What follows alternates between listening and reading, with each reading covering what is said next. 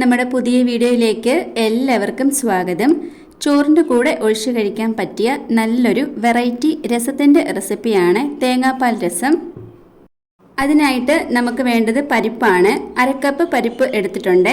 നമ്മൾ സാമ്പാറിന് എടുക്കുന്ന പരിപ്പാണ് വേണ്ടത്. ഇനി ഇത് നന്നായി കഴുകി വൃത്തിയാക്കി കുക്കറിലേക്ക് ഇട്ട് കൊടുക്കാം. വേവാൻ ആവശ്യമായിട്ടുള്ള വെള്ളം ഒഴിച്ചു കൊടുക്കാം. ഇനി ഒരു 2 വലിയ തക്കാളി അരിഞ്ഞത് ചേർക്കാം. 1/2 കപ്പ് ഉണ്ടിത്. ആവശ്യത്തിന് ഉപ്പ്, മഞ്ഞൾപ്പൊടി ചേർത്ത് ഒന്ന് വേവിക്കാൻ വെക്കാം. പരിപ്പ് നന്നായിട്ട് തന്നെ വെന്ത് കിട്ടണം കേട്ടോ.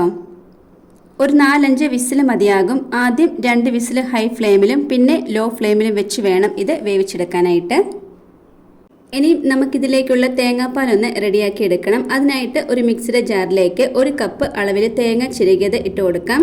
ഈ തേങ്ങ നന്നായിട്ട് അരിഞ്ഞു കിട്ടാൻ വേണ്ടി അല്പം ചെറു ചൂടുവെള്ളം ചേർത്ത് വേണം അരച്ചെടുക്കാനായിട്ട്.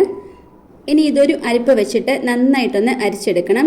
ഇതിലേക്ക് വേറെ വെള്ളമൊന്നും ചേർത്ത് കൊടുക്കരുത്. 1-ാം പാൽ മാത്രം മതിയാകും. 2-3 പാലൊന്നും നമ്മൾ എടുക്കുന്നില്ല. ലാസ്റ്റിൽ ഒഴിച്ചു കൊടുക്കാൻ വേണ്ടിയിട്ടാണ്. 1-ാം പാൽ മാത്രം മതിയാകും. തേങ്ങാപ്പാൽ ഇവിടെ റെഡി ആയിട്ടുണ്ട്. നിങ്ങൾ എടുക്കുന്ന പരിപ്പും തക്കാളിയും അനുസരിച്ച് വേണം തേങ്ങാപ്പാൽ എടുക്കാനായിട്ട്.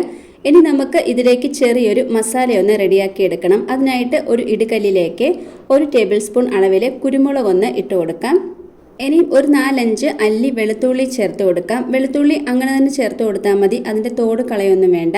ഇനി ഒരു 1/2 ടേബിൾ സ്പൂൺ താഴെ ചെറിയ ജീരകം ചേർത്ത് കൊടുക്കാം. ഒരു ചെറിയ സവോളയുടെ പകുതി ചെറുതായിട്ടൊന്ന് കട്ട് ചെയ്തതും കൂടെ ചേർത്ത് കൊടുക്കാം.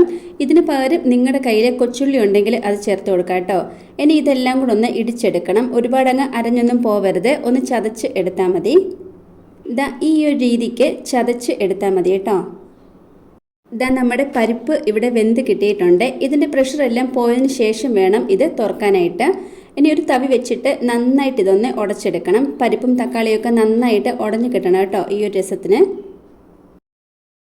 ഇനി ഒരു പാനിലേക്ക് അല്പം വെളിച്ചെണ്ണ ഒഴിച്ചു കൊടുക്കാം. ഒരു 4-5 ടേബിൾ സ്പൂൺ ആട്ടോ ഞാനിപ്പോൾ ഇവിടെ എടുത്തേക്കുന്നത്. വെളിച്ചെണ്ണ നന്നായിട്ടൊന്ന് ചൂടായി വന്ന് കഴിയുമ്പോൾ 1 ടേബിൾ സ്പൂൺ അളവിൽ കടുക് ചേർത്ത് കൊടുക്കാം. ഇതിൻ്റെ കൂടെ തന്നെ ഉലുവയും കൂടെ ഒന്ന് ചേർത്ത് കൊടുക്കാം. 2-3 വറ്റൽമുളക് ചെറുതായി മുറിച്ചത് ചേർത്ത് കൊടുക്കാം. ഇനി നമ്മൾ നേരത്തെ ഇടിച്ച് വെച്ചിട്ടുള്ള ആ ഒരു മിക്സും കൂടെ ഇതിലേക്ക് ചേർത്ത് കൊടുത്ത് നന്നായിട്ട് ഇതൊന്ന് ഫ്രൈ ആക്കി എടുക്കണം. കുറച്ചും കൂടി നിങ്ങൾക്ക് എരിവ് വേണമെന്നുണ്ടെങ്കിൽ 2-2.5 ടേബിൾ സ്പൂൺ വരെ കുരുമുളക് ചേർത്ത് കൊടുക്കാം. മുളക് പൊടിയൊന്നും ഇതിലേക്ക് ചേർത്ത് കൊടുക്കരുത്. ഇനി ഇതിൻ്റെ കളർ നന്നായിട്ട് തന്നെ മാറി വന്ന് കഴിയുമ്പം ഇതിലേക്ക് 1 ടേബിൾ സ്പൂൺ അളവിൽ കായപ്പൊടി ചേർത്ത് കൊടുക്കാം.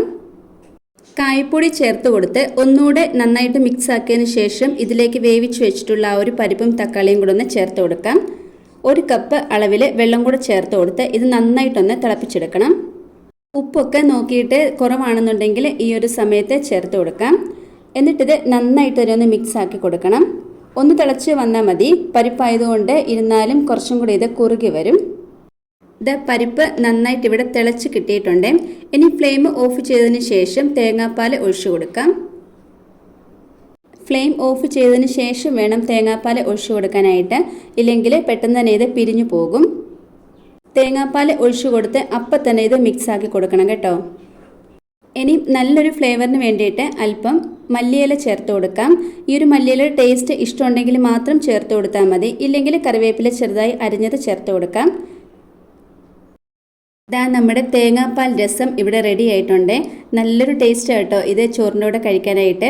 നമ്മളുണ്ടാക്കി ഒരു 10 മിനിറ്റ് നേരം വെച്ചതിന് ശേഷം വേണം ഇത് എടുക്കാനായിട്ട്. അപ്പോഴാണ് ഈ ഒരു കായത്തിൻ്റെയും വെളുത്തുള്ളിയുടെയും ഒക്കെ ഒരു ടേസ്റ്റ് നന്നായിട്ട് കിട്ടുകയുള്ളൂ. നമ്മുടെ ഈ ഒരു ചാനലിൽ ഇതിനു മുൻപ് രസത്തിൻ്റെ വീഡിയോ അപ്ലോഡ് ചെയ്തിട്ടുണ്ട്. കാണാത്തവരുണ്ടെങ്കിൽ ഒന്ന് കണ്ട് സപ്പോർട്ട് ചെയ്യണേ. ഇതുപോലെ തേങ്ങാപ്പാൽ വെച്ചിട്ട് രസം ഉണ്ടാക്കി നോക്കിയിട്ടില്ലെങ്കിൽ ഈ ഒരു രീതിയിൽ ഒന്ന് ട്രൈ ചെയ്ത് നോക്കണേ. തീർച്ചയായിട്ടും നിങ്ങൾക്ക് ഇഷ്ടപ്പെടും.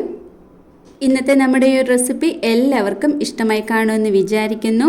ഇഷ്ടമായിട്ടുണ്ടെങ്കിൽ ലൈക്കും കമൻറ്റും സബ്സ്ക്രൈബും ഒന്നും ചെയ്യാൻ മറന്നു പോകരുതേ. അടുത്തൊരു വീഡിയോയിൽ കാണാം. താങ്ക്